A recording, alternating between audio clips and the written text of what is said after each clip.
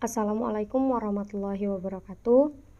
Perkenalkan, saya Nur Hidayati, peserta Latsar CPNS tahun 2021 angkatan 35 PPSDM Regional Bandung.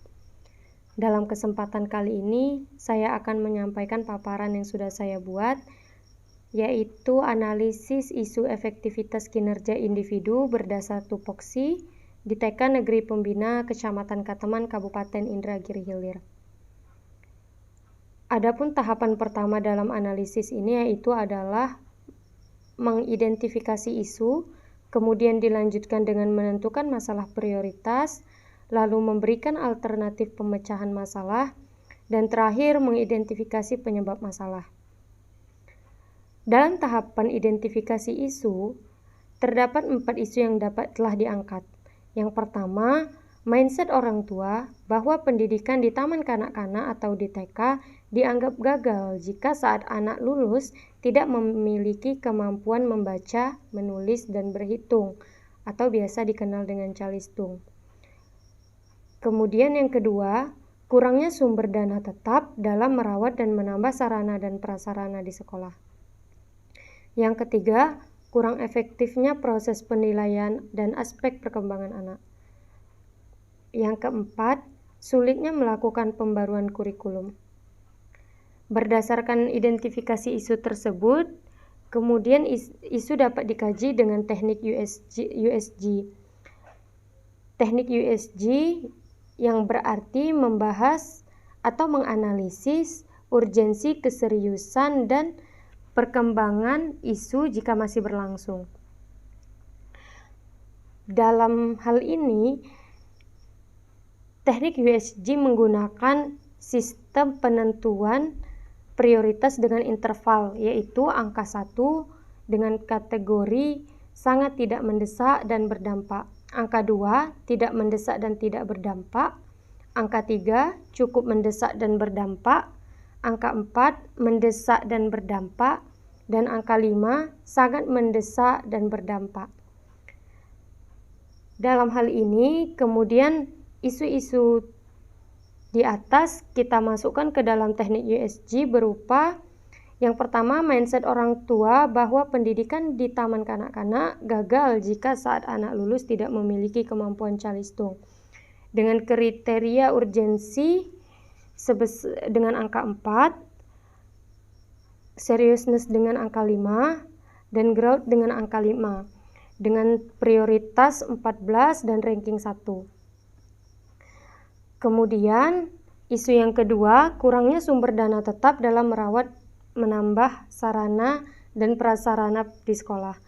Dengan kriteria urgensi sebesar angka 4, seriousness angka 4, dan growth angka 4, dengan prioritas sebesar 12, ranking 2. Kemudian, kurang efektifnya proses penilaian aspek perkembangan anak dengan urgensi sebesar angka 3, seriousness sebesar angka 4, dan growth sebesar angka 4.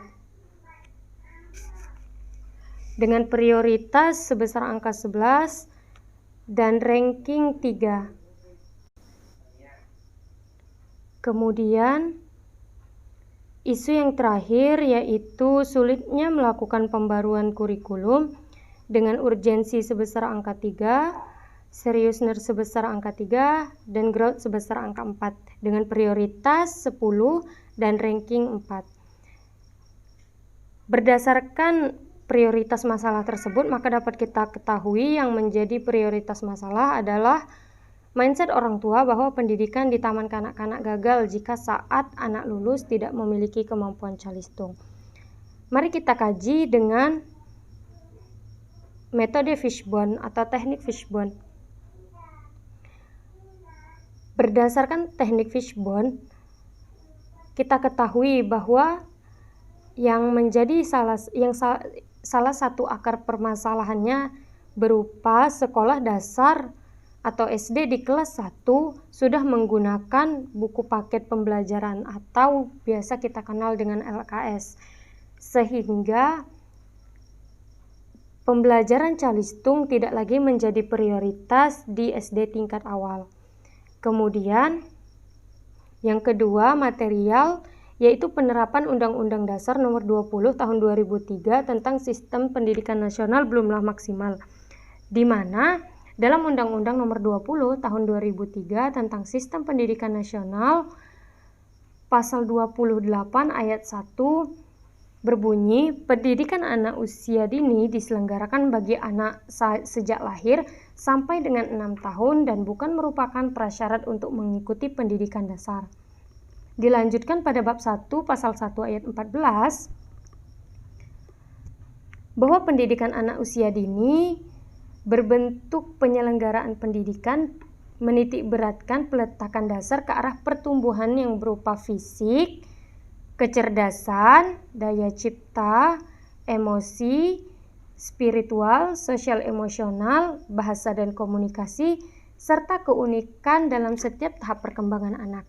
Bukan lagi menitik beratkan pada kemampuan membaca, menulis, dan berhitung saja, melainkan pembiasaan-pembiasaan lainnya. Kemudian, manpower, bahwa orang tua hanya menganggap kecerdasan anak hanya tentang kognitif atau kecerdasan yang selama ini menjadi tolak ukur yang dinilai berupa membaca, menulis, dan berhitung. Yang terakhir yaitu mesin atau sarana dan prasarana yang digunakan cenderung monoton, sehingga kegagalan di anak membaca di TK dianggap menjadi kemampuan satuan lembaga pendidikan yang ada saat ini. Dari permasalahan tersebut, adapun analisis SWOT yang sudah berhasil didapatkan, yang pertama berupa strength dan opportunity atau kekuatan dan peluang, yaitu TK adalah masa keemasan dalam menerapkan berbagai pembiasaan kepada anak. Kemudian kelemahan dan peluangnya yaitu harus adanya peningkatan sosialisasi tentang aspek-aspek perkembangan anak kepada orang tua.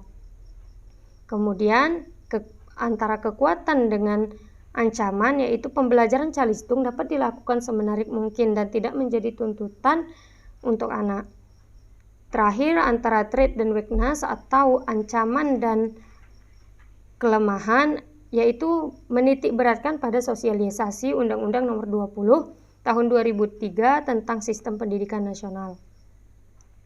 Adapun rekomendasi penyelesaian isu, yang pertama adalah meningkatkan komunikasi dan kerjasama dalam proses perkembangan anak dengan tahapan setiap alternatif, yaitu yang pertama pertemuan kelompok kerja guru atau KKG antara setiap guru TK. Yang kedua pertemuan dengan orang tua. Adapun hasil yang diharapkan dari alternatif ini yaitu kemampuan calistung tidak lagi menjadi tuntutan orang tua. Kemudian untuk alternatif yang kedua, mempersiapkan berbagai media, sarana, dan prasarana dalam proses perkembangan anak. Dengan tahapan melakukan asesmen dalam setiap tumbuh kembang anak agar kemudian dapat dilakukan evaluasi dan proyeksi untuk melanjutkan ke tahap perkembangan anak berikutnya. Adapun pihak yang terlibat dalam penyelesaian isu ini yaitu kelompok kerja guru tingkat kecamatan, kepala sekolah, guru, orang tua, dan kita harapkan dari elemen masyarakat yang berkemungkinan dapat terlibat di dunia pendidikan dan mendukung perkembangan anak.